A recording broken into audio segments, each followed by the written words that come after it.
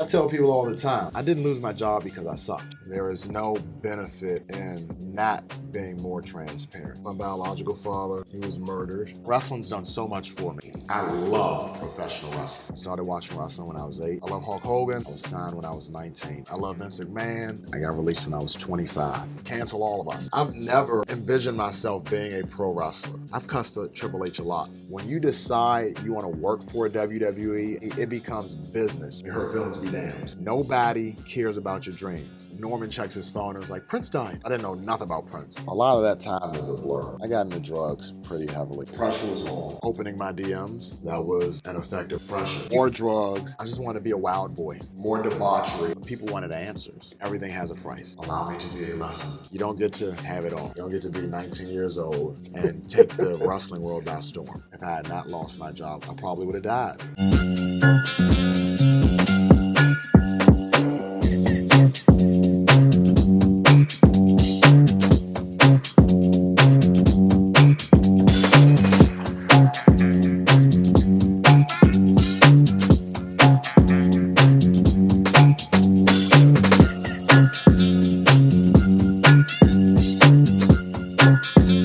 I want to thank you guys for joining us on the program. Today's episode may come with some strings attached because our guest is the former Velveteen Dream, Patrick Clark. Now this show's called LiMPiNAiNTEASY, not just because it's a clever title, but because oftentimes we deal with subject matter that is just that. It ain't easy. It's difficult. Sure, we talk about career retrospectives, victories, triumphs, but we also talk about trauma, trouble, struggle, and the hard truths. It wasn't that long ago that as the Velveteen Dream, Patrick Clark looked poised to be the future of the professional wrestling industry. However, he found himself at the center of some pretty serious controversy, scandal, headlines, and even accusations. And it cost him his career. And in the echo chamber of the wrestling Twitterverse and internet, oftentimes the line between fact and fury can get blurred. I want to make something clear. I did not invite Patrick Clark onto the show to clear his name or to clean up his image. I invited Patrick onto the show to tell his story, a story only he can tell. Without any further ado, let's get down to business. Do not attempt to walk straight or adjust your gait. This is LiMPiNAiNTEASY. My name is Timmy Baltimore. I want to thank you all for joining us. Don't forget to hop on the short bus, click like, and subscribe. I have with me Velveteen Dream, Patrick Clark. Patrick, welcome to the show. Thank you very much. Thank you for doing this. I really do appreciate it. I know you don't do much media, and there's probably good reasons for it. I've known you for a long time. I've known you since you were, I don't want to say a kid, but you were a young kid. We both started in the Maryland area, which is where we are now, MCW.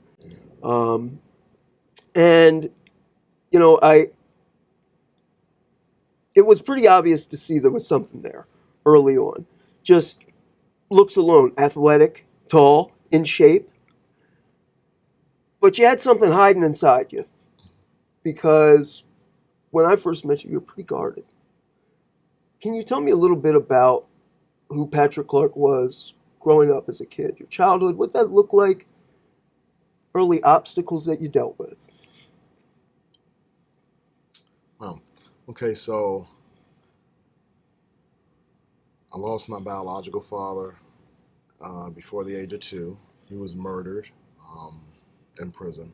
So I guess that's how that works. My mother remarried when I was about 5 to my stepfather, Vincent. I always grew up in a pretty, I guess, balanced kind of family structure. But dealing with all that trauma early on, especially, I found out Vincent was my stepfather when I was like 7 years old. So you were raised under the impression? Yeah. So that's kind of where wrestling kind of came in, full circle. And it gave me a distraction, and it allowed me to, I guess, process, that kind of excitement, But to me now, I've parlayed that into, you know, being able to manage the excitement that comes with being a professional wrestler. Like, this is like a job like none other. So, I mean, I really don't like to get into my childhood. Okay, I understand. You know, I just, I mean, I was just a wrestling nerd growing up. Yeah. I was a closeted wrestling fan growing up. You know, I didn't want to tell anyone because it wasn't cool, you know, Yeah. and I wanted to, you know, who doesn't want to be cool? Right. But, you know, I didn't really get confidence until I became a bully my 11th and 12th grade year. You became a bully? I became a bully. I was a very small kid. And I remember like 9th grade year, this kid ran up on me on the bus and just snuck me, just hit me right in the face. And my mom raised me that she had this free strike. Can I curse on? Yeah, of course. She had this free strike rule. The first time, go tell someone. Okay. The second time, tell them one more time. The third time, you got to do something about it. So I'm grateful for perspective and for my ability to process, you know, the traumas and the trials and the tribulations that I've gone through. So, I mean, again, I've been able to parlay this dark childhood into a pretty fun professional wrestling experience. It really speaks to me when you talked about wrestling being almost the filter through which we process trauma. You know, me personally, I'm laying in a hospital bed my whole childhood. You know what I mean? I'm learning to walk again. I'm everything, you know, that was, you know, just remedial things taken. And wrestling was like, these are these superheroes. Yeah. And this is like gets settled. There's no, you know, nothing is hanging and waiting, or if it is, it's going to get paid off. And that I wanted the world to work that way, and that wasn't my reality. Right. So I think that's for a lot of kids that go through trauma. That's what wrestling is to them. It's a safe place where the bad guys are bad, the good guys are good, and when the good guys go bad, it's your day's ruined. Yeah. Right? Yeah. What was your earliest wrestling memory? So I think I fabricated it over the years. Okay. But so now I'm not going to combine them like I used to. I'll just break them in two. I remember Kurt Angle and Undertaker in the ring. Okay. I remember Kurt Angle in a wheelchair. So Undertaker and Kurt Angle are my favorites. And they're my earliest memories. So the way I tell the story is that Undertaker came out, Kurt Angle's like in the wheelchair, like general manager. Undertaker comes out, takes him out of the chair, tombstones him. But in my wrestling experience, I'm like, that doesn't even make sense. So, but I remember Undertaker, I remember Kurt Angle. I think Kurt Angle is the most complete sports entertainer there is. I don't think it gets better than Kurt Angle. To be a legit badass, and I'm a patriot, to represent your country, and to be able to be so, you know, humble, or even so confident in who you are that you can just go out there and just be a goofball, and be a good goofball. It's not like, you know, cheesy. It was good, entertaining, quality. The segments, the promos were as quality as the matches. We were just talking prior to the show that in getting into the business, you were taking a moment to sort of figure out what you were doing with your life, but maybe trying to figure out a way in. I didn't know how people did this. I didn't understand. I didn't know the indies. I had no clue about that. I just knew WWE. Were you the same way? Exact same way. I had the opportunity. I went to Forestville Military Academy in Forestville, Maryland. Graduated in 2013. And I remember seeing WWE promote Beth Phoenix, Cody Rhodes, Randy Orton, and Dolph Ziggler as like amateur wrestlers. I don't know what the promotion was, but like they had like old highlights of them like amateur wrestling. I remember Dolph Ziggler went to Kent State. So I was like, if I get a scholarship to Kent State, I wrestled my 11th and 12th grade year, amateur. If I get a scholarship to Kent State, maybe I could meet a scout or something. Yeah. That didn't happen. I ended up going to Bowie State University for 1 year, and Jerry Briscoe didn't come by there? No. It's funny you say that. Lio Rush, his dad came by. Okay. His dad runs a company. It's a sports network. Mm-hmm. And Lio Rush's dad came on campus to like speak to my sports management 101 class. And he spoke to me. He was like, I got a son who's wrestling in PG County, and he wants to be a professional wrestler. How weird. I'm like, is he talking to me? Is he like talking about me right now? And then he left the class, and this is how sheltered I was. I'm like raising my hand in a college class. Can I use the bathroom? And the guy's like, yeah, go ahead, use the bathroom. And I run and chase Leo's dad outside the door. And I'm like, can I get your son's information? Like, I just found out about MCW. So I was like, this is great. Someone I can go to the school with and be a training buddy. So that opened that door. Okay. And long story short, Lio Rush and I got to be students here at the school. And speaking of bookings, Leo took care of all that. I learned so much from him. And man, Leo's so driven. He's so good. He's so good.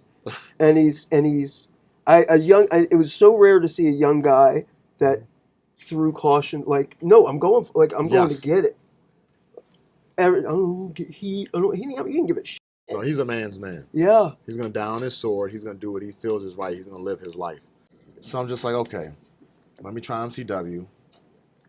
Found out about MCW. Then met Leo within that time span. And then Tough Enough happened. So this is like a year and 2015 Tough Enough. 2015. So we see the ad on USA Network, and Leo's like, we should do a video. And I'm not confident in my promo at all. And Leo's like, come on, just write something down, and you never know. And I'm such a smart mark all my life.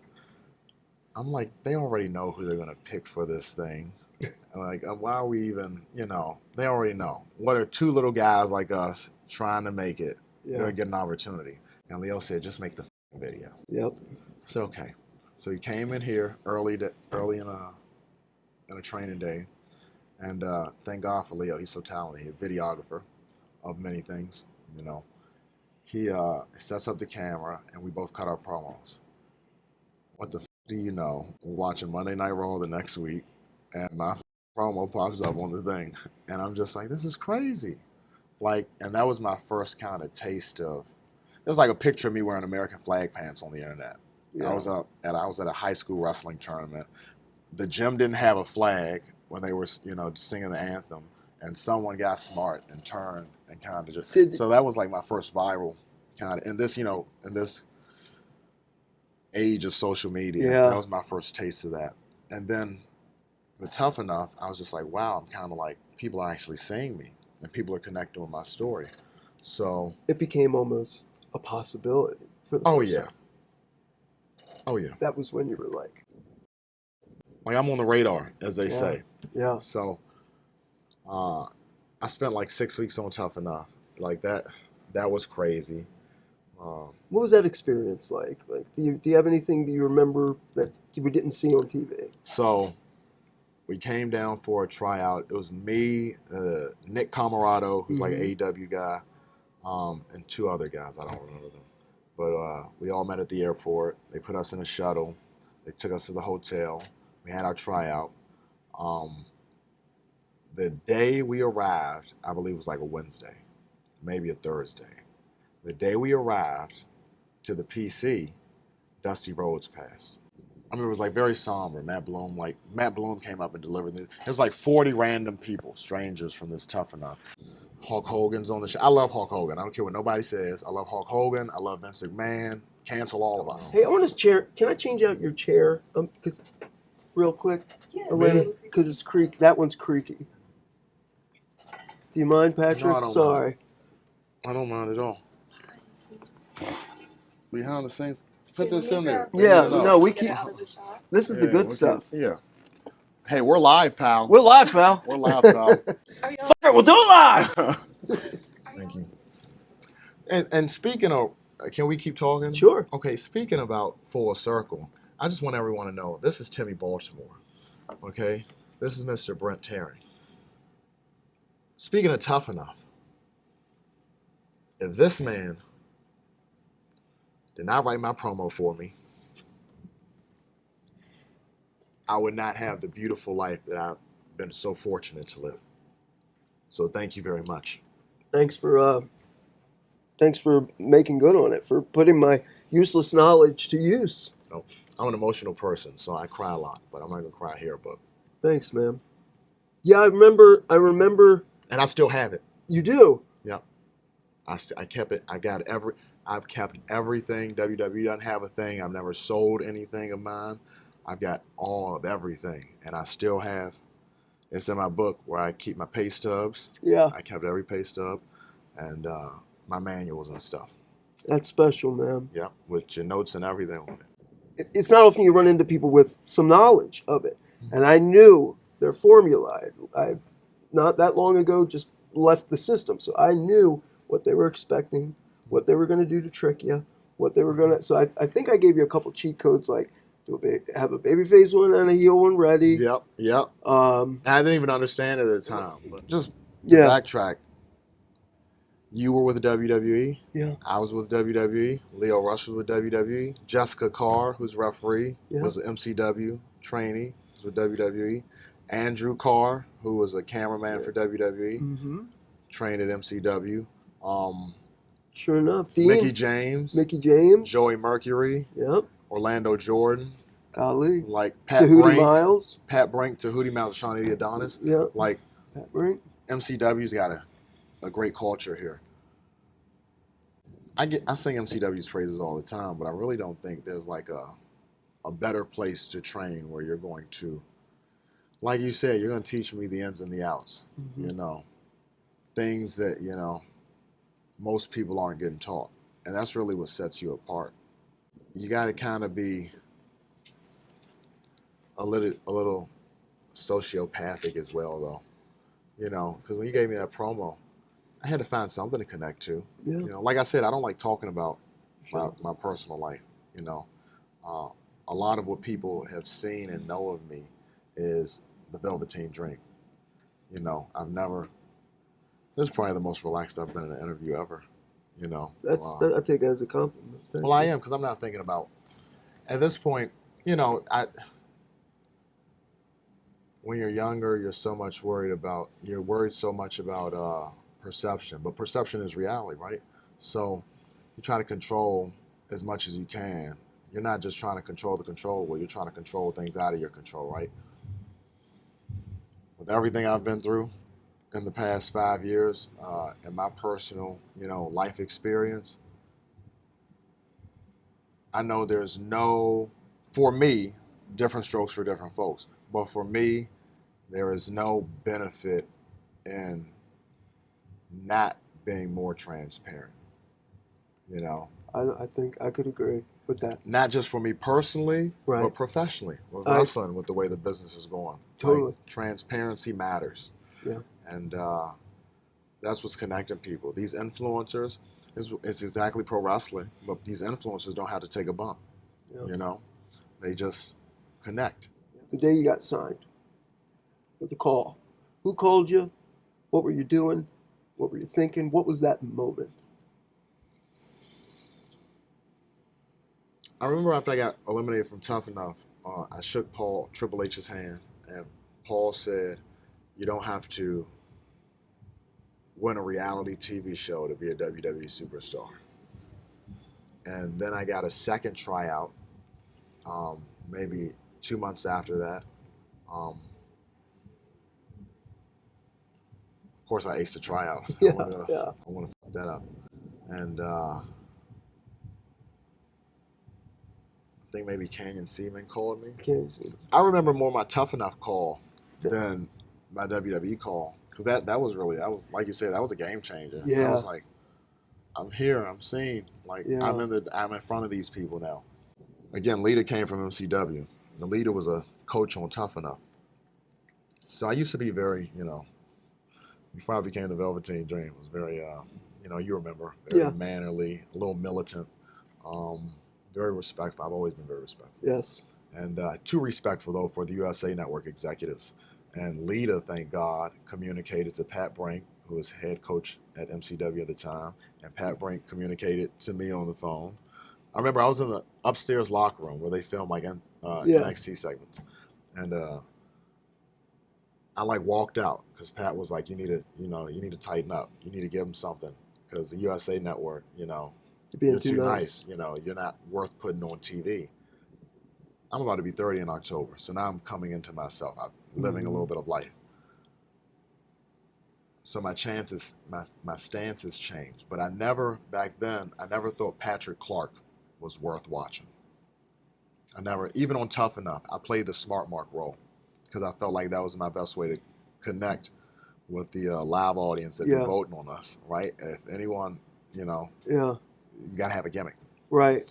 So I've always liked being an evil villain. I love Marcel what is his name? Ludwig Kaiser. Yeah. I love the posh, like I said, I used to be militant, the perfect posture, the very, he has a presence. Absolutely. Like I said, I love Vince. Right. I watch Vince going, he walks into the room. He commands the attention Christopher of the room. Waltz and Inglourious Basterds. Yes. Yep. Like, you have to come in and make yourself known. And I did that. We had addressing women in bikinis, men in swim trunks, just so they could see your physique, get into the ring and cut a promo. And I remember the very next day, because it was about a 3-day tryout for Tough Enough. The very next day I came in, I just told him, So, I've cussed at Triple H a lot in my life, okay. more than I care to admit thinking back at it. And he's cussed me back, because, as Adam Pearce told me, hurt feelings be damned. You could be here to make friends or you could be here to make money. And I'm trying to make some money every chance I get. I had a staring contest with Booker T. That I really think that's what got me on the Tough Enough show. Because they were picking contestants and at the end of the tryout, and Booker was like, "Do you really want this?" And he just stared at me. And he didn't blink. So you knew. And I was just like, I can't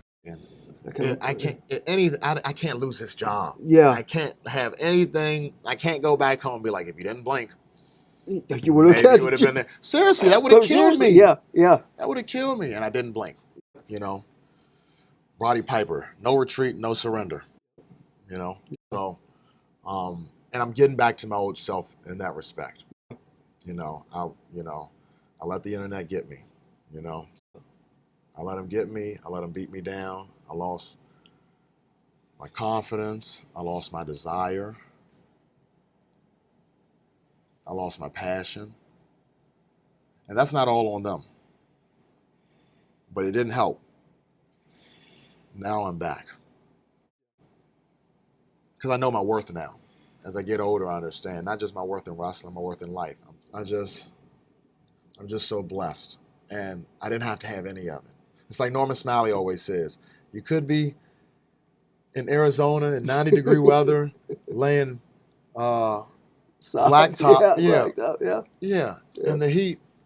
And when I got released, I didn't know what I wanted to do, so I became an electrician's apprentice. So I was outside in the heat, digging holes at the post office to lay conduit. And Norman's words never rang truer. There it was. And all I could think about was the AC and the PC. I was just like, ain't this a bitch? My mother would be very proud of me. I haven't seen her in a couple of days, but if she sees me now, she'd be very proud of the young man that I'm becoming again. Because that's all I was. I was short haircut. She used to cut my hair. Very militant, very respectful, very reserved. Again, I was a closeted wrestling fan. I wasn't, a cool person by, cool people standards. So I just wanted to get away from all that. Again, I went to Forestville Military Academy. I was tired of it. I was finally in Florida for the first time getting money in my pocket, away from family, on my own. I just wanted to be a wild boy. Montez Ford, Norman Smiley, Montez Ford, and I were doing extra ring. We get out the ring, and Norman checks his phone and is like, Prince died. And I've always been an MJ fan, so I didn't know nothing about Prince. Oh, wow. And I was I was Tez's right-hand man. Yeah. You know, he took me under his wing. He took great care of me. Right. So I saw how proud he was of Prince. I was like, if Ken feels this way about somebody, this might be a cool person to, you know, become. I've never, and this is important, I've never envisioned myself being a pro wrestler. So, like most people, they create their own, they see themselves in wrestling. I never saw myself in wrestling. Wow. So, my first character was Kip Brady. He was based off of Ben Carson. I'm full of backtracks, right? No, it's not Joey bad. Mercury taught me one time when he came to MCW. He said, Damning Devitt taught me that Joey Mercury taught him that you should take something that is relevant in pop culture because the wrestling world is a bubble. And if you introduce something, you know, that they're not paying attention to, it seems new to them. That's what Joey and Johnny did with Melina. They copied that off of The Simple Life, Paris Hilton and Nicole Richie, and the paparazzi that they had, Britney Spears, that whole crew. Sure enough. So that's always been my mind. Again, I learned from the best. I come from MCW, baby. Yeah. Like, that's what I was taught. So I said, okay, Triple H Paul said they're not going to touch politics. So the Kip Brady character, 2016 when I was there, was based off of Ben Carson and Donald Trump. Unfortunately, because of politics, we're not going to touch it. So Prince died, and I was just like, there's something to this. So I looked up Prince, and Joe Belcastro was the head writer of NXT at the time. I said, Joe, I got an idea. If you're not going to use Kip Brady, I got something else fresh off the press. I got something for you. We'll talk. 2 weeks go by. 2 weeks didn't go by without me saying something. I stayed on Joe's ass every day. I tell people all the time, there's a formula to getting over. And my example of that is I stayed on Joe. I would call him. You got to get people's phone numbers. If your bosses don't know who you are, how are they supposed to care about your success? They need to know you. People walk on eggshells. So afraid being marks. You know, I don't want to shake your hand. I don't want to bother him. You're in here now. Famous last words. You are on the other side of the barricade. Everyone starts on this side of the barricade, and when you decide to take the brave step to pursue the starving artist dream of professional wrestling, you hop that barricade. And there is going to be security, the boys, you know, the brotherhood waiting to take you out on that other side. Now, you either put up a good fight and the boys love you in, or you get kicked back out. And there's a lot of quitters out there that couldn't get it done. Yep. You know? You got to make a choice. So you did. Yeah, I had to make my choice. That's a powerful lesson. You can't teach it, but you can tell it to them. Like, there's so many, I see so many talent that don't make the calls. Don't. I used to call Dusty, Bruce Pritchard, Dave Lagan, all these people on holidays. Because everybody picks up the phone on holidays. Yep. God damn it, Timmy Baltimore. Exactly. They get pissed at me. Yell at me. I don't care. I want you to care. Now you remember me. Yep. Now you remember me. People, I'll never forget that. One time, and I won't name names, but one time there was became very successful individual. Dusty Rhodes was down at OVW. And Cody goes, this is when Cody's in his rookie years, and he was still wise beyond his years at that point, goes, did you talk to Dusty, to this wrestler? He goes, well, no, I didn't want to bother him. And Cody goes, famous last words. Famous last words. And that always stuck with me.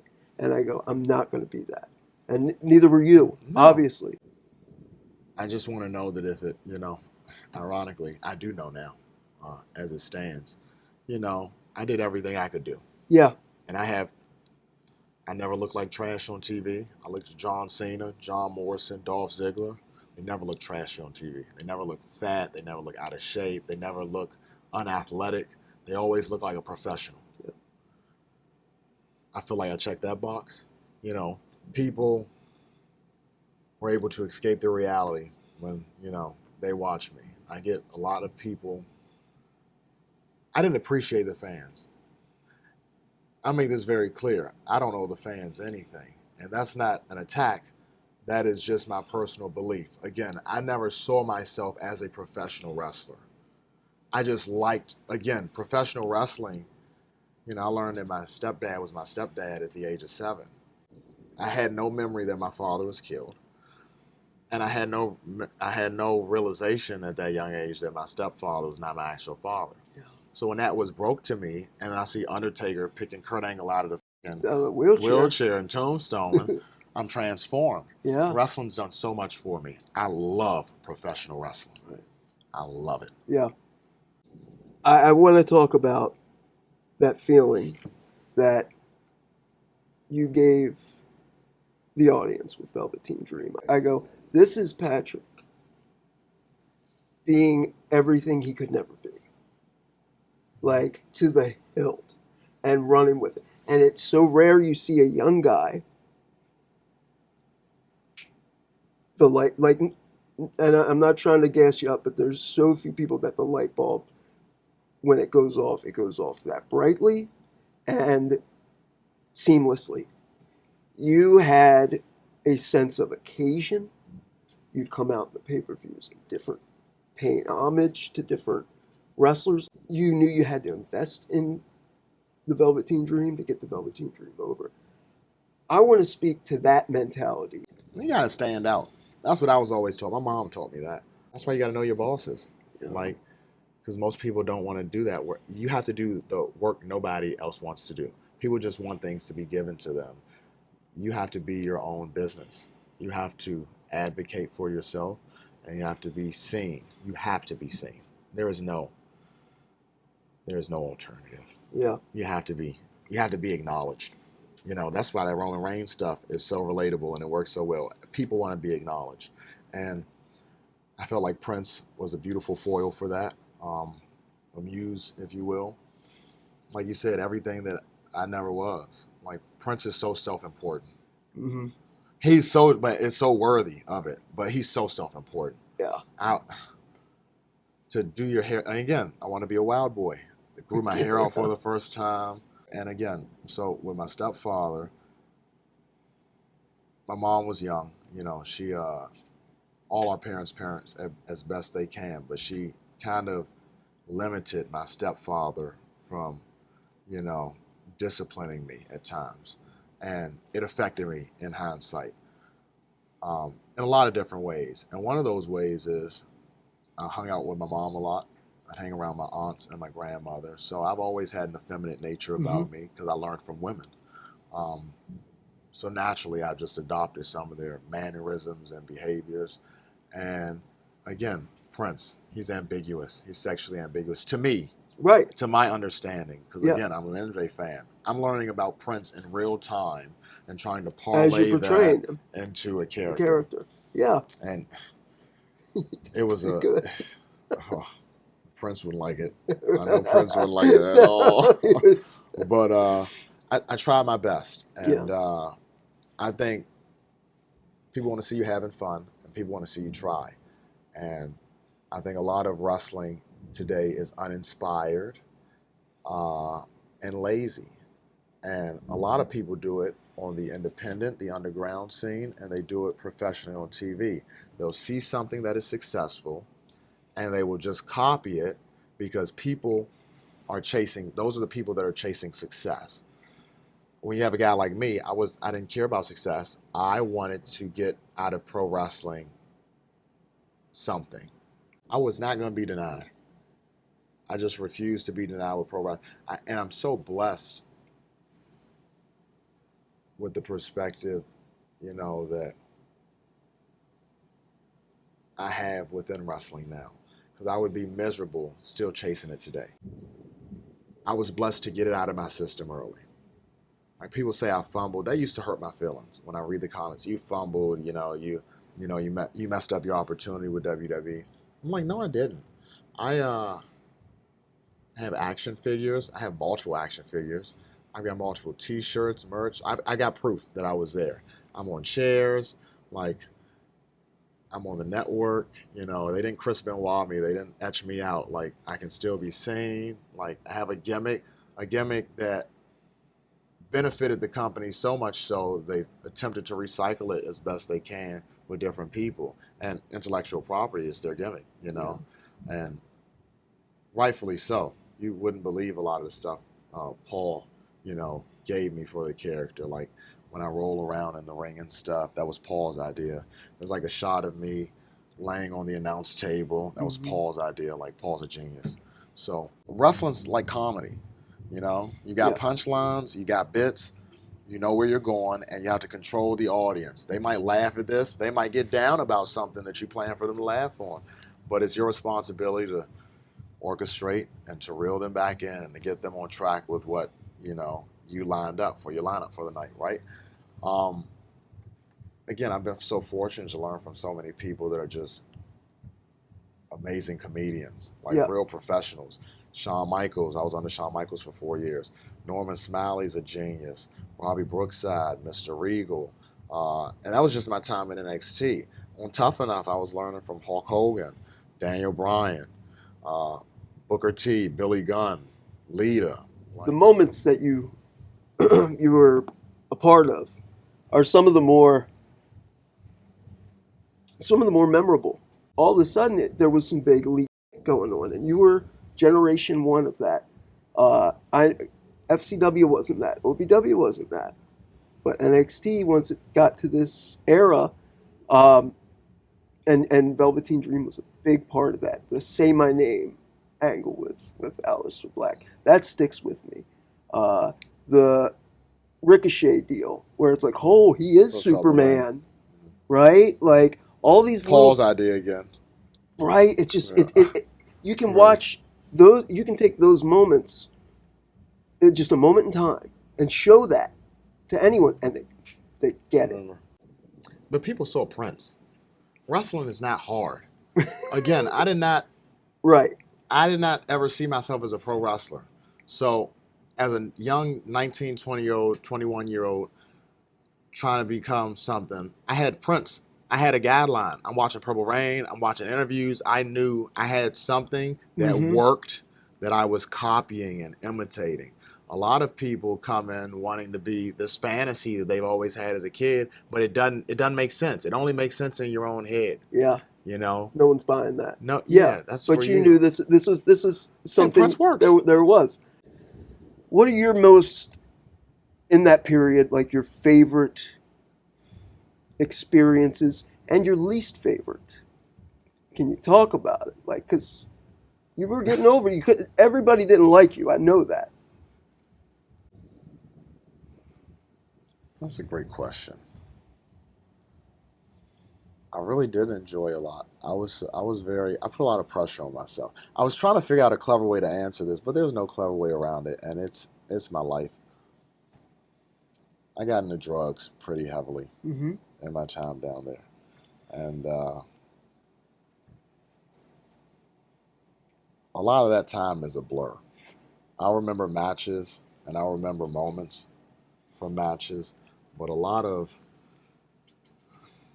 I'd like to say the camaraderie. I remember going to Download Fest, but I don't really remember Download Fest. Yeah. Like, you were moving fast. I was moving real fast, and I really didn't see much. Now I'm different. I got camera. I'm taking pictures all the time, video and stuff. I'm like, hey, trying to keep these memories.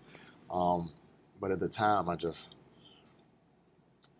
I wasn't enjoying it because I needed to work. I needed to be successful. And again, I was learning so much on how to be successful from so many guys that have done it. I didn't want to take myself out the game. I didn't want to lose any momentum. It's like a mad scientist in the lab. The pressure was on. I was at work. And professionally, I would say just to answer the question, my most enjoyable experiences in the ring where I can relax and I don't feel like I have to babysit talent is with Johnny Gargano. He's amazing.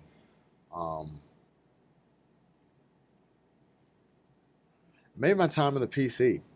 I spent a lot of time. They'd have to kick me out. Like, sucks when that key card don't work no more. But I used it, again, no regrets. I wore that thing out. I wore that key card out. Triple H was coming to get ready for his match, the tag team match with Ronda and Kurt. Yeah. He came down to the PC at like 7 p.m. Snuck in, had Ty Dillinger, Jason Jordan, Drake Wirtz, the referee, and me sitting at ringside. It's like, okay. You know, I remember stuff like that. Yeah. Shawn, I was like, oh my God, that's Shawn Michaels. And then a year later to have him come into the PC, he's moving down to Florida. And Matt Bloom always preaches sweat equity, you know, being in that PC all day, every day, trying to get better. Thanks to guys like Chad Gable that used to come down and like work with this, you know, the newer talent. You know, it paid off. Now I'm in Shawn Michaels' class for 4 years. I've gone to church with Shawn Michaels. My family's visited, and we've all gone to church together, Wow. me and his family. And that is one of my fondest memories. You know, eating dinner with this guy, going to church, going to the gym, you know, staying after class just to watch film, getting to actually know him as a person. He always said, you know, no matter what happens in your careers, because he's obviously, you know, he's been through it. He knows what's, he's run the he gamut. knows what's coming. When we didn't, you know. Yeah. I would much rather, he says, he would much rather us be great men than great wrestlers. And I understand that now, you know, 5 years later, better than I did when he first said it. Like, professional wrestling, I name drop a lot, but you got to qualify your information. Roderick Strong taught me that professional wrestling is the only job, sport in the world where you can suck and have an ego. Everything has a vetting process. Yeah. Football, at least in America, like NFL football, you got a Pop Warner, Pee Wee, then you got interscholastic, you know, high school, then you got collegiate, and then you have a draft. Same thing with the NBA. Even the military has a draft. Like, there is a vetting process to, there's a hierarchy, you know, there's a process. And pro wrestling is the only thing where favor can determine your success. Mm-hmm. I never really had an appreciation for the fans until now.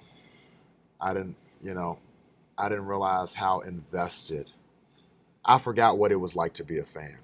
Yeah, when I hopped that barricade, you know, I got so indoctrinated, and this is a business. Like, your dreams don't matter. People need to get over. When you're on this side of the barricade, right, you can dream and you can want anything you want, because that's what the company's selling you. They're selling you hopes and dreams and wishes. The tagline is to put a smile on everybody's face. Like, that's what WWE, and I can only speak to WWE. I haven't worked for anywhere else. They are selling you on something. When you decide you want to work for a WWE, an AEW, a TNA, a TV company, it becomes business. You're on TV. Nobody cares about your dreams. As Adam Pearce said, hurt feelings be damned. You know, we are here to get over and to make money. I don't care about what you think you are, what you want to be. This is my show, and I need you to fit this role. And pro wrestling needs a complete overhaul in how it's being taught, because people complain so much about wanting pro wrestling, even the fans, from the fans to the talent. They want professional wrestling to kind of stay. All of us are marks to some degree. You know, yeah. Scott Hall used to tell us all the time, I'm a mark too. You know, I wouldn't be doing this. I wouldn't be getting dressed up and going out to music in the ring if I wasn't a mark, right? Like, we're all marks, and we all are, as a mark, we are all susceptible to our own personal bias. As a human, we are all susceptible to bias, personal bias, confirmation bias. And there's things that we want because they make us comfortable. Mm-hmm. You know, they make us feel warm inside. They make us feel safe. You know, Undertaker's got to retire. The streak can't last forever. You know, Roman Reigns has got to lose the belt. You know, things change. And if professional wrestling wants to continue to evolve, it must change. Kayfabe is officially dead. And I hate it. I hate to admit that. Tough Enough Patrick would be rolling in his grave right now to hear me say that. Kayfabe's what? But you have to roll with the punches. I think people have a respect for professional wrestling now and see it as an art. Yeah. a skill, a talent. It's just like wrestling's Yeah. got to respect now. But it's like I tell people too, I'm all over the place, right? Very good. I tell talent, again, these are all things that I've learned. I've gone through the trial and error at this point. You can't expect people to care as much as you do. That's what makes you a mark. You can't get upset because someone doesn't love the business, doesn't care about the business, does not respect the business with the same level of passion and energy that you do. And you can't take it personally, because when you do, it negatively affects your life, you know. That's a good point. Like wrestling, I think anybody who's really in the business, like when we're saying in the business, like you are making a living at wrestling and making wrestling a living. Yeah. There comes a point where it breaks you. Oh yeah. And you want to quit, and you don't, and you keep going. Like they say, abusive relationship. Where it changed for me was I stopped taking it personally, Yes. and that opened up the world to me. I could have fun again. It's not an assault on me. You could do good business. There it is. You can't do business when it's that personal to you. Yeah. Because you know, business is not the priority. You have your own ulterior motives. Drop your ego, leave it at the door. You have to accept that as a mark, you have your own ulterior motives. Yeah. That moment for me happened the WrestleMania. Kofi Kingston won the title. Okay. I was sitting in this, so we were in catering. WrestleMania catering is amazing, right? Right. Forget about it. We're in catering, and Kofi Kingston, amazing human being. Yeah, that's one of the best. He, again, who would have known he would have won the belt then, right? He's got his kids, his wife, I believe his mother and grandmother, and maybe his grandfather with him. You know, it's a big night. He comes to catering, introduces them to everyone, you know, and goes ahead and I'm sitting in the skybox, and he wins the belt. And I think it'd be Daniel Bryan or something. Yeah. And I'm sitting there watching it, and I got hot because my own ulterior motives, you know. Yeah. The Rock's not 100% black. He's half Samoan. I could really be the first black WWE champion. Wow. How about that? I could, and That's real. this Kofi Kingston guy, what the hell? This same freaking Kofi Kingston guy that had the balls to introduce me to his family earlier and be one of the sweetest humans in the world. And it broke. That was a break in my reality. And wow. all in that moment, sitting in that skybox, I felt that wave of emotion. I went from anger to shock to anger because, you know, now I've got to pivot my own, you know, my own motive, fantasy. my own fantasy. I got to pivot my fantasy. And then back to calm, because I was like, this is silly. Professional wrestling is fake. Thank you for sharing that. That's a real moment. That's a real moment, like, where you're confronted with your own ego. Yep. It's literally yanked out your body, and you're looking at it. And I was just like, is this who you really want to be? Mm-hmm. You want to be a hater? This guy's cool. He's never done anything to you. Be happy for him. This is your coworker. Enjoy his success with him.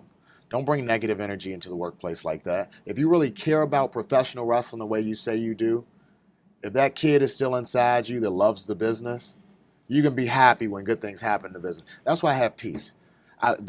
Like I said, the fumbling and all these different things, that used to hurt me, but I've got peace. If I die today, I still got my action figures. I still got my t-shirt. I got my gear. It happened. There are real people in the world that will be living when I'm dead and gone that will remember me because of what I was able to give of myself artistically and professionally in professional wrestling. Because everybody's not going to be Roman Reigns. Everybody can't be the pot roast, you know, in the stew. Some people got to be carrots. Some people got to be potatoes. Some people got to be onions. Some people got to be the stew. You got to take, you know, what you're given and know what you bring to the table. And, you know, no matter the task, big or small, you do it well or you don't do it at all. You give yourself fully to it. You commit to it. And you try to make it the best thing that it can be. But again, you have to drop that ego and realize that that is your job. That is the business we're in. Because if you don't do that, being the first black WWE champion is going to have you hating on a coworker. So I'm gonna pull up a quote And I want to ask you about this because, speaking of ego, I'm curious if this did anything for yours. At a Comic-Con in 2018, Yeah, John Cena it did a lot. said, when it's asked, who do you want to work in the future? He said, you know how in the Star Wars movies, the old Jedis can look at the rookie Jedis and be like, I think that's the one. I kind of have a weird, odd, midichlorian, Star Wars lingo, feeling about Velveteen Dream. I think there's something special there. There's no way you didn't hear that. What did that do for you? Hey, I tell people all the time, I didn't lose my job because I sucked. Okay? Let's be very clear of that. I did not lose my job because I was not good at it. But I guess what I'm asking is this, because you said sometimes you can't be the pot roast. Right. You got to be. From that quote, it looked like you were going to be the pot roast. Not to me. No? No, because it's just, again, I jumped the barricade. I forgot for a while what it was like to be a fan. As a fan, you have so many fantasies. Again, Vince McMahon sold you on hopes and dreams in this world where anything can happen. I know John Cena personally. I have John Cena's number in my phone. Sure. Like last time I reached out to John Cena was maybe 3 months ago. Sure. You know, we talked about something wrestling related. Yeah. But like, he's a person to me. I know him as a professional. You know, I was taught, again, I was taught by the best. I was taught early on, Sonny Boy. He said, we had a show for MCW where X-Pac came. And he said, you know, smartened me up on the ride to the show. He said, whatever you do not ask X-Pac for a picture. Just be a person. Yeah, he said, because one day he could be your co-worker and he could be working with you, and you don't want his memory of you to be, you know, you being a fan, not being a professional. And when John said that, I just thought it was a beautiful compliment from one professional to another. Because at the end of the day, John Cena don't book the show. It's not like, yeah, he might want to work me, but I understand the way they do business. And just because John Cena gave me a compliment, to think, I'd have to have a really big ego to think that John Cena's random compliment at a Comic-Con that a random fan asks, like, I wouldn't have been brought up if the fan had not brought my name up. Right. To have John Cena's comment hold so much weight that the creative writing team and these writers that get paid all this money are going to pivot these storylines that they have on TV. Right. Especially when Vince McMahon is sitting in the chair, you know. Yeah. He's going to do all this pivoting just so, you know, he can satisfy a compliment and the ego of, you know, Patrick. And that's, to me, that's not how I see things. Because then you become delusional. You have to understand that, you know, and again, it took me time to realize all these things. You got to understand that wrestling is bigger than you. Mm-hmm. Like, you are not, there are no main characters in professional wrestling. Not anymore.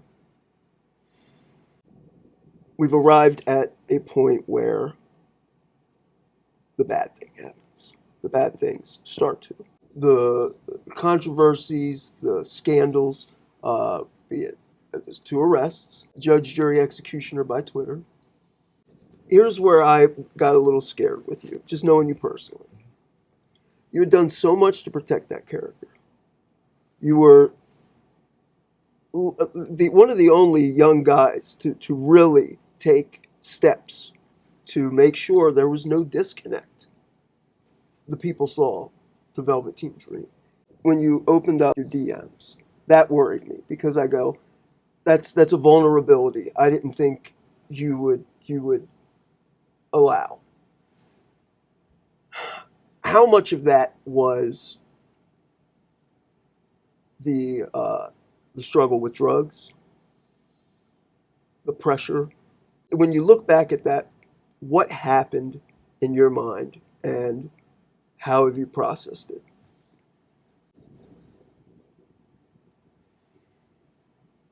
I was not a balanced human being at that point in my life.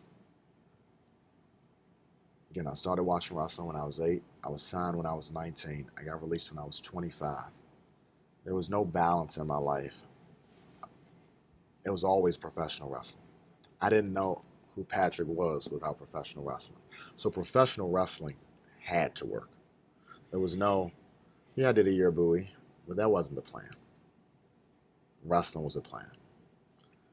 What I've learned, again, fortunate enough to have had the experience that I had and got it out of my system, because now I don't have to, I had a career. Yeah. I don't have to be old and doing this. I don't have to have a 20-year career like Randy Orton.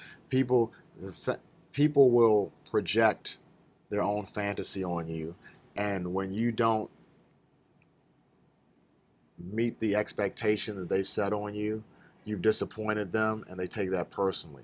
But instead of internalizing that like an adult and realizing, like I did, checking your ego, you're not going to be the first black WWE champion, and that's your coworker, and suck it up, Buttercup, and be a good coworker, be a good team player, and support, Instead, I could have been like, oh, I could have lived in my own reality and all my fantasies ruined, and it's somebody else's fault. I'm big on accountability. I'm not going to put the blame where it doesn't belong. I don't believe in, ironically, because I'm a wrestler, right? I don't believe in smoke and mirrors. I don't believe in, subverting reality. Subverting expectations, that's my job. But subverting reality, you go crazy. Yeah. You have to accept what it is because you can't move forward. And dealing with drugs, I had to do a bit of a 12-step program. And, you have to accept the reality before you can change it. That's right. You can't, because if you don't accept it, then you'll continue to make excuses or you'll continue to change things to fit your narrative so that you're comfortable. And the real world does not care about your comfort. Like, everything's not a mental health crisis. Sometimes you're just uncomfortable. And you have to learn how to suck it up, Buttercup, and to push through, because that is, that's pressure. Push through the pressure. That's how diamonds are made. You're either going to crumble or you're going to get squeezed out into be a diamond. What are you going to allow the pressure to do to you? So opening my DMs, that was an effective pressure. That was, well, I need people to notice me. How can I get them? Now I need to interact personally with people, and everyone doesn't have your best interest in mind. You can interact, you can be nice, but people don't always have nice intentions. They don't always have, positive energy to give back to you. And I had to learn that the hard way. Everything has a price. You don't get to have it all. You don't get to have your cake and eat it too. You don't get to be 19 years old with good genetics and take the wrestling world by storm and it be perfect. You don't get John Cena to say that about you, and then you get to main event with Undertaker and beat the streak next year. I mean, it's not, Nobody gets all the gifts. No, nobody gets all the gifts. You get what you get, and you make the most of it, and you be grateful for it, and you use what you've learned to hopefully enrich the next, so that it's better for them. And these are the things that I'm learning. I'm really doing a lot of maturing, and I feel a lot of growth. I love perspective. I just feel like, where would I often ask myself, what type of person would I be if this had not happened to me? If I had not lost my job when I lost my job? We just talked about that before. Yeah. The interview started. Yeah. Yeah. What type of person would you be? I probably would have died with the amount of drugs that I was consuming, There's a line in Martin Scorsese's Departed that Martin Sheen says. He goes, "We deal in deception, not self-deception." Yes. And I love that when I think about wrestling. We deal in deception, not self-deception. Yes. You have to know who you are to properly do that out there. And I didn't. But it was working. And I don't want to make it, I'm not making an excuse. It was right. And I didn't know why, so the pressure was on. So more drugs and more debauchery and more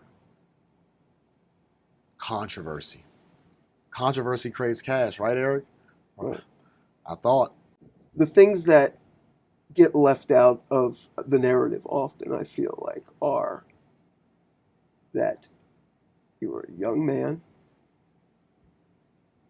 At times in your life, I know I did, coming from trauma, felt very powerless about my situation.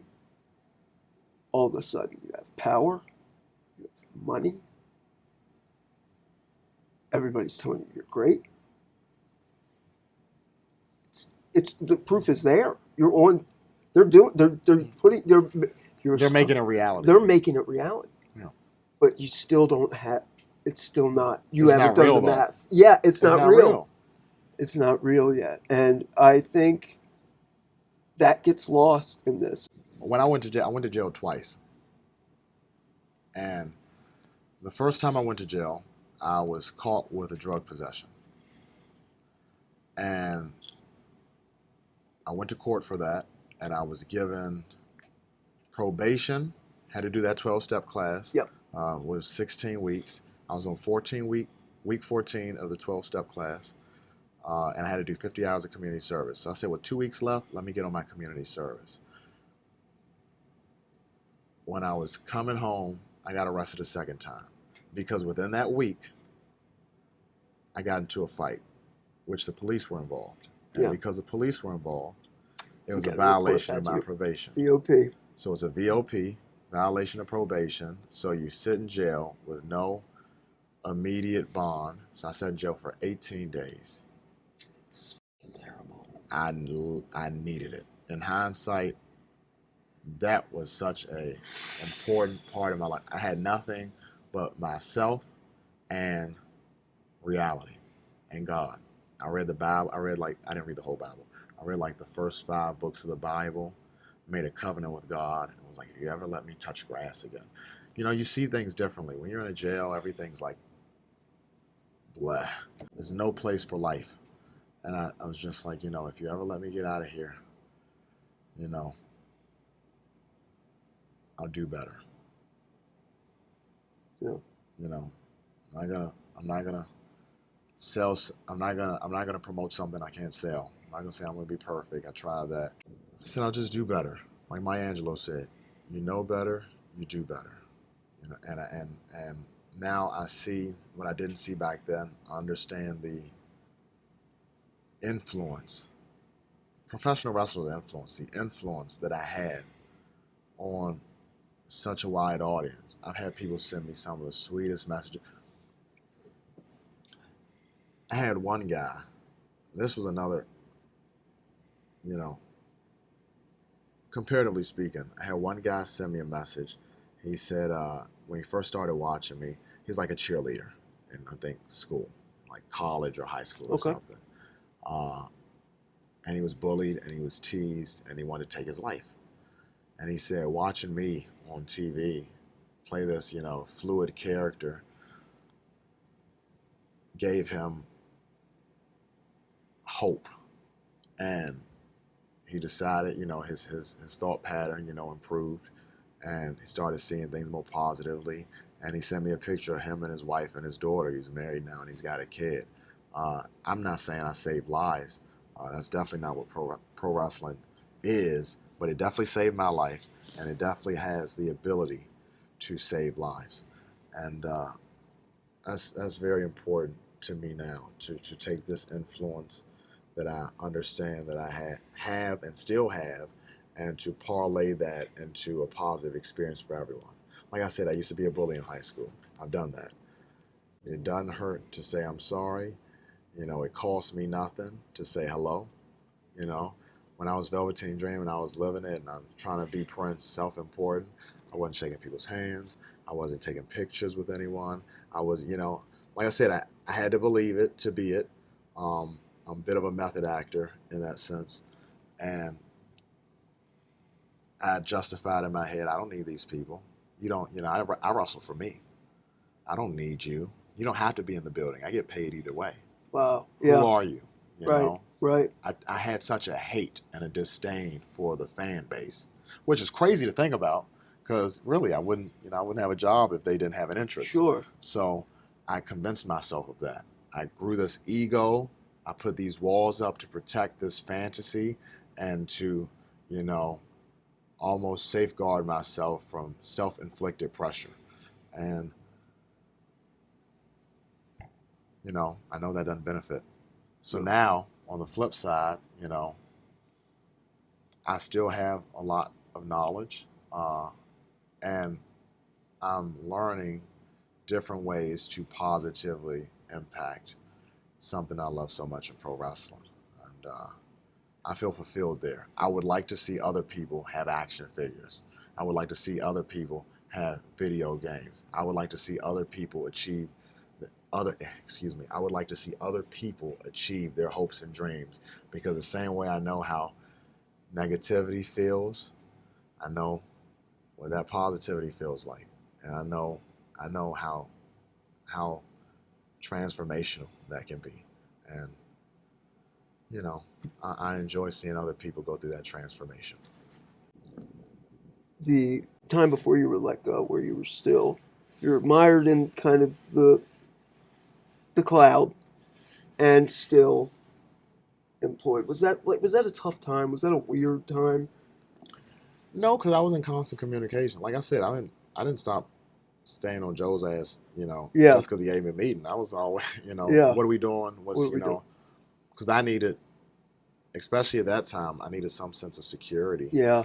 I used to tell myself, there's no way they're going to get rid of me based on my work. Again, I didn't lose my job because I sucked. There's no way I'm going to suck my way out of a job. I'm just, you know, pause. There's no way I'm going to.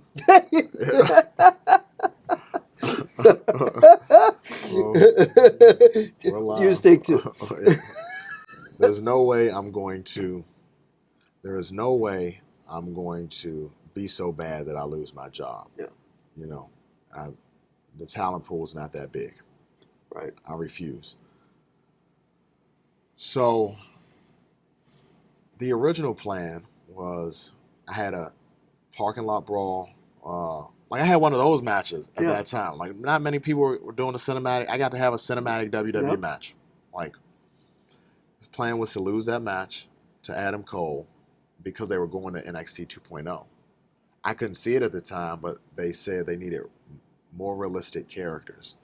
And Paul uses this example that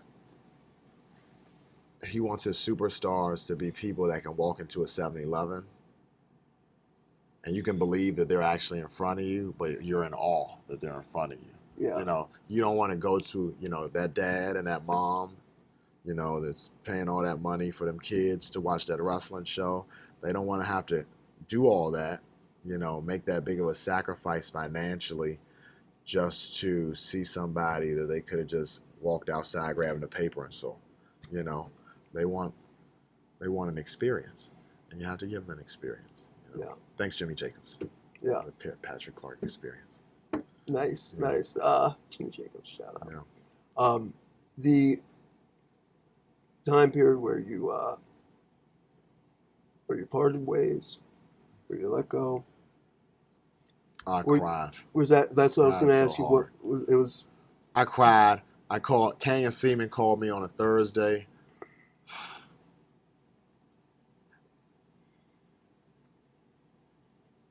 I guess ironically, it was a little soothing because everything had happened, and it was about a year after everything that I got released. So again, there were plans. You know? I was written off TV anyway, trying to figure out a new character. So I was trying to go from Prince to Dennis Rodman because the Bulls documentary came out, and I was like, cha-ching, another thing to hook my, hook myself into. Let me be Dennis Rodman.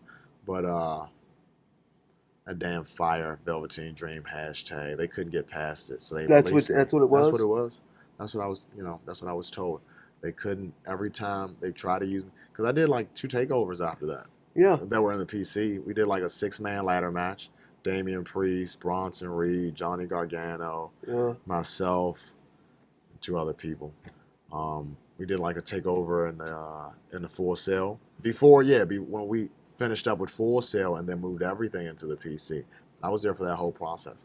So I mean, they tried their best. That's why I don't have any ill will toward WWE. I'm not tribal. I enjoy all professional wrestling, and now I have friends in it. I want to see everyone succeed. And even if you're not my friend, I understand what it's like to have a dream, be on this side of the barricade, to jump over it, and to find success. So if that is what you desire, I'm in all support of that. The issue for me and how everything happened is how none of my coworkers spoke up for me. Because I feel like that puts almost energy in the air of, well, everybody's saying these things and no one's going to speak up for you. Because I wasn't even speaking up for myself. I was told in that process to be quiet. We will handle everything. You know, and Paul had a post-show meeting at a takeover and addressed it and said we found nothing. And that was it. Was that enough for you? It was enough for me because I trust the company. And I always trust the company because, again, they used me for a whole year out. They tried to make it work. They couldn't get past the fire Velveteen Dream hashtag. So they had to make a business decision. Don't take it personal. It's a business. I didn't realize it at the time because I didn't have an appreciation. The pressure was on. Everything was negative. The whole situation. They were just, be quiet. We'll get past this pretty much. But people wanted answers. And Tommaso Ciampa told me that. He was like, you need to address this, dude. I remember he walked up to me in the gym and was like, dude, you need to address this. Like, what are you waiting for? And I was like, I'm waiting on them. They told me not to do nothing. He's like, I don't know about that. Mm-hmm. And I was just like, who are they protecting? Right. And I didn't see that. Wrestling is such a bubble. It reminds me of that, I always say, the Simpsons movie where they put the dome over Springfield. That is wrestling. Totally like nothing gets in that they don't want. Fans can be so fanatical. And if you ask the wrestling spaces, about me, I'm canceled. I'm blackballed, can't get a job anywhere. But that's not the real world. Yeah. But again, I made this statement a week ago. It does not surprise me that people who have totally invested themselves into a world of fantasy have a hard time accepting reality. We saw after, I think, like three or 4 years, the video. What made you make that video where you were, I believe, on the farm or whatever? Shout out to Big Bobby the Boss. Bobby helps me with social media. It's difficult to want to come back into wrestling and the chaos that comes with wrestling. So I had been dormant for so many years, and Bobby just came up and was like, I can help you. And I thought a step for me in my growth would be learning to trust again, And I said, Bobby's the guy for me. I'm going to learn to, trust his process, trust his information, and see, it's not going to take long for me to see if he's worth trusting, Yeah. So Bobby said, you need to make an apology video. And I fought him on it for months. And he was like, just make the video. So I made an apology video. I didn't understand why, because I was like, I don't need to apologize to anyone. To me, there is no victim. Like, what? Yeah. Why do I need to apologize to anybody? But again, with growth, anything's possible. And I sat down and I said, well, I do have people I need to apologize to. A lot of people were affected professionally because, I'm not going to say I was a big deal, but I had an upside and they were figuring out how to use me to benefit their product. And when you sweep the rug like that and you take me out the picture, the company's got to pivot. It's not easier on them. It's not easier on Paul, on Sean. My buddy Ashanti the Adonis, he bailed me out twice. It's not easy on him to, put his name on legal paperwork like that, and then TMZ gets a hold of it, and now he's involved too. Like, that's not fair to anybody. So I had to grow up, and I had to say, look, again, wrestling's like life. This is not all about you. Mm-hmm. There are other people that have been affected. And again, I had so much disdain toward the fan base. I've got so much love and appreciation for the fans now. I affected them. I disappointed a lot of people. I put so much pressure on myself. The last thing I was going to do was accept pressure from outside sources. Yeah. And I didn't want to fail people. So if I didn't accept them, I can't fail you. Let them down. Right? So, but that's not true. As I've learned, that's not true. So, again, you live and you learn. What can you do? I think that's important to, I don't think anybody can ever understand the amount of pressure that is on and I'm just going to say WWE superstar. So many individuals, I use the term mind.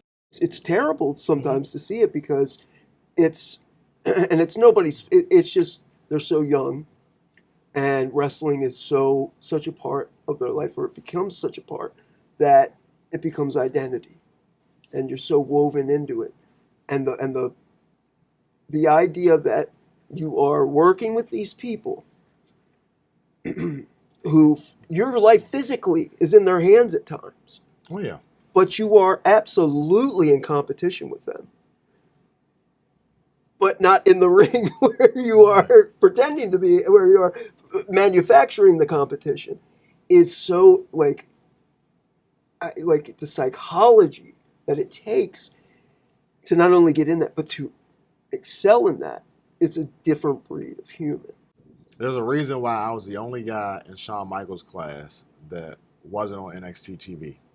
I was fortunate because of who I got to work with, but I got to work with all the PWG and ROH guys. Yeah. Yeah, how about that? Adam Cole, Ricochet, Roderick Strong, Kyle O'Reilly, Bobby Fish, Imagine that in Aleister WWE. Black, Andrade, these AAA guys. Like, I'm not, Crazy. It sounds like you of course, had a really good relationship with Shawn. Your relationship with Triple H, what would you say is something that, I mean, there's probably so many things, but if you had to think of like an overall lesson or something that stuck with you, piece of advice, words, something that's really just resonated in your life, do you have something like that? Yeah, so we were coming back from road loop.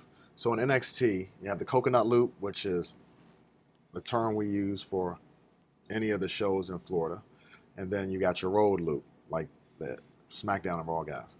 So we were on a road loop, came back, got to the airport. They lost my bag. I was pissed. And I was tired. But I didn't handle it as a man. I didn't handle it with maturity. I did not handle it with grace. I made a fuss in the Delta office about me not having my bag, so they kicked me out.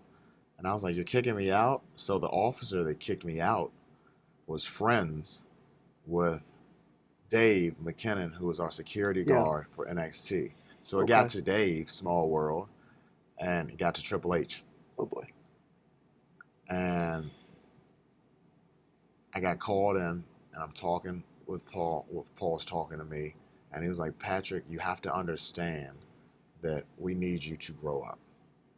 He said, you cannot be in the position we want you to be in, acting the way that you're acting. He said, you have to learn that you have a lot more to lose than everybody else. He said, anyone else can go in that airport into that Delta lounge and they can act a fool and no one's going to care the next day. He said, you do it and you're on Twitter. Yeah. And he was very right. Wow. So, people that want to have a lot need to understand that there's a lot to lose. And they need to conduct themselves accordingly so that, they can keep what they got. But if you don't, allow me to be a lesson, Yeah.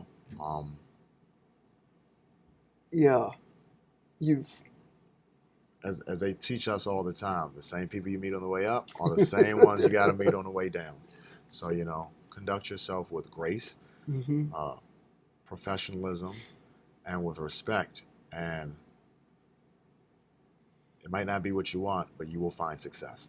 My dreams have changed. When all I had was pro wrestling on the brain, like I said, I had pro wrestling in a time in my life, where it was hard for me to manage my emotion. Yeah. So pro wrestling has been my emotional, you know, playhouse all my life.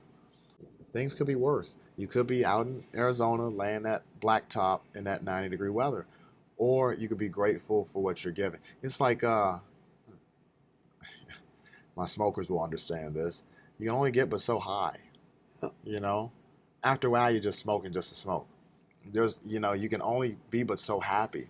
And you ask, I thought this last week, what's next for me? Like, what more do I want? I wake up every day in God's country, Virginia. We have rabbits and chipmunks that run around outside. I see cardinals and blue jays every day. There's woodpeckers and hummingbirds outside my window. We have peach trees, and we're growing vegetables in the back. The fields are full of tomatoes and garlic, like I'm eating off the land. We've got hunting dogs in the back. I've got my own little personal dog in the house. My cousin done asked me to pay a bill. I'm living in a free house. There's no water bill. We've got whales. Like, you know, Yeah. I don't have anything to worry about. And comparatively speaking to when I was in WWE and had all the money and all the, you know, platform in the world, I was still miserable because of the pressures I put on myself. Then to be released and to go through, you know, the public shaming, you know, that I went through, like I was miserable. So to be on the other side, I know that it can be worse. And I know it can be better. But while it's good, you know when you've done a job well done.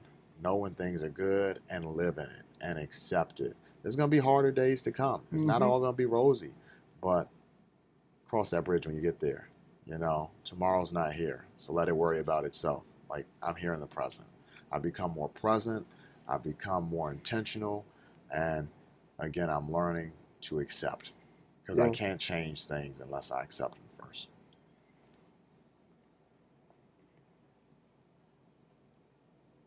What is wrestling to you now? A job.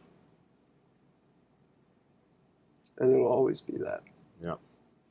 It'll never be all consuming again. Nope. Good.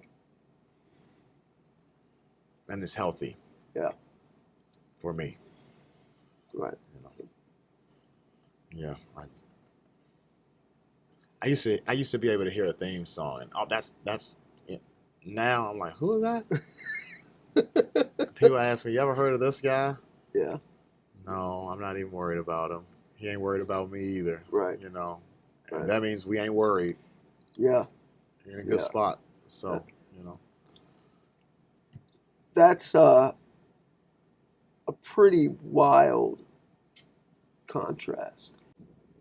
Through all the good times, the bad, what would you say has been the predominant adversity that you've been faced with? That you have endured, faced, overcome, or are overcoming. But it is a cycle in your life, and it is your weight to bear. Big self-sabotager. I can relate. I used to be. I think I'm overcoming it now. Living on the farm, I have such peace. And I'm intentional now. So if I'm going to be around these guys, you know, these guys and these girls and help them, I'm going to be here to help them. I'm not at MCW. I'm not on the independents. I'm not wrestling again for my own benefit. Again, I've already reaped that. I still get a royalty check. So I'm not worried about WWE. I don't have any regrets. They still acknowledge me. Just because you don't, that don't mean they don't. I get a big smile on my face every quarter. So that helps. It'd be different if I didn't. It's easy for me to say that with my chest all out now because the check comes. But nothing lasts forever. Right. You know? So that helps. I want to be remembered positively, so I need to, you know, you reap what you sow. I need to put that energy out there. And it needs to be genuine. It doesn't need to, you know, I don't I don't need to do, and this is me personally, I don't need to do anything for show. Yeah. I don't need to check any boxes. It makes it clear the times in my life where I self-sabotaged, where I was bored with myself. You know, I needed more stimulation. Self-sabotage is how I processed a lot of the stimuli, the excess, you know, in my life. And now I'm in a place where I can walk away. If I don't want to be there, I don't have to be there. I realize that I have freedom and choice, you know. I always knew that, but now I'm exercising it. Mm-hmm. Now I'm going through with it. I'm doing less planning and I'm taking more action. Because, you know, you need a result. You're not going to know until you know. So don't pussyfoot. Let's get right to it. People say what they want about the allegations. I've always helped people. Yeah. I'm such a helper that the WWE video game 2K20 put me in the video game storyline, and my role was to help your character be just like the Velveteen Dream.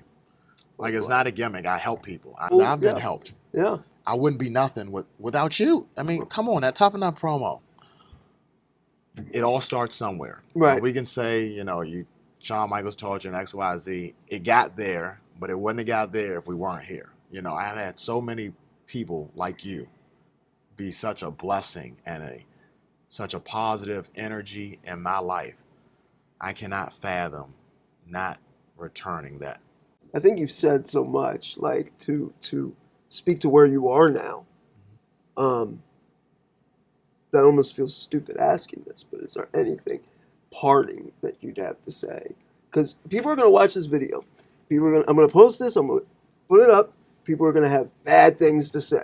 They're going to curse me. They're going to curse you. This show is about life. It's a human interest show. It's about, you know, wrestling is making these humans larger than life. Well, I want to flip that on his head and show that Superman has to take the cape off sometimes. And he's a person. Is there anything you want to leave the audience with?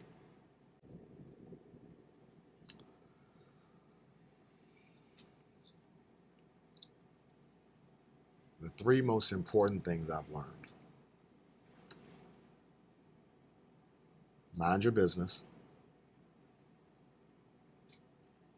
Pay your taxes. And keep Will Smith's wife's name. Live your life. Yeah. Be positive. Put out positive energy. Live your life and have a good time. Life is too short to be worried about anything negative. Don't allow outside forces to bring negativity into your life. And be self-aware enough to realize when you are your own negative energy. And be ready to pivot.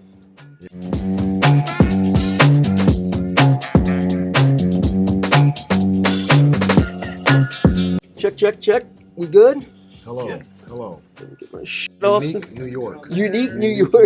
The Human Torch was denied a bank loan. Okay. You guys are set. Tugboat threw a tantrum at the rub and tug.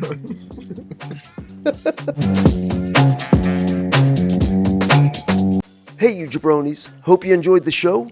Don't forget to subscribe to the YouTube channel and podcast. And check us out on social media at Timmy Baltimore. This has been LiMPiNAiNTEASY. It's wrestling as real as it gets.